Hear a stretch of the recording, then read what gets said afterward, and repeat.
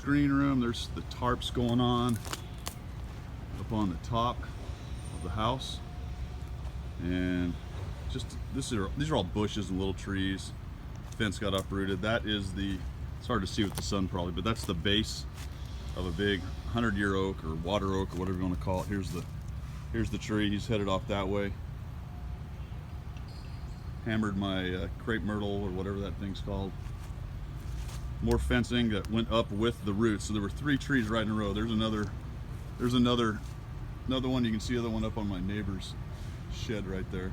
And my fence took a beating. So that's all over the place. This was all just grass. That was my garden.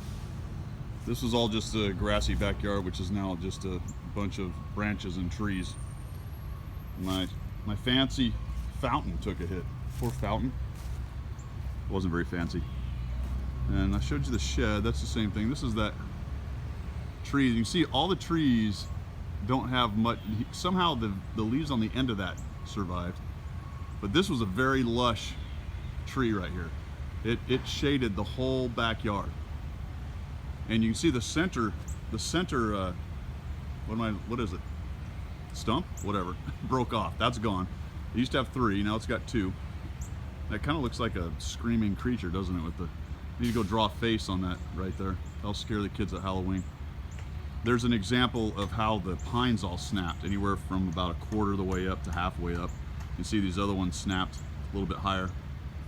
All those pines are in his backyard, and you can see that all the trees are headed that away, which is basically south.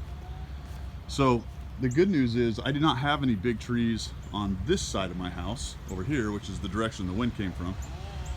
And you can see that I've got the shingles missing. On the front side of that, there's a lot more. Oops, there we go. On the front side of that, there's a lot more shingles missing because the wind came from that direction. So you see the trees all fell that away, and unfortunately for his shed, which took it like a boss, really. The thing is still sitting there. And then all these trees are basically laying southish. And all these pines that snapped, there's 1, 2, 3, 4, 5. Survivor. Look at that dude. He took it. And I think that's it. So at least 5 pines. There's a 100-year oak in there, water oak, whatever. This one lived somehow. Look at that red bird up there. Check that out. He didn't care.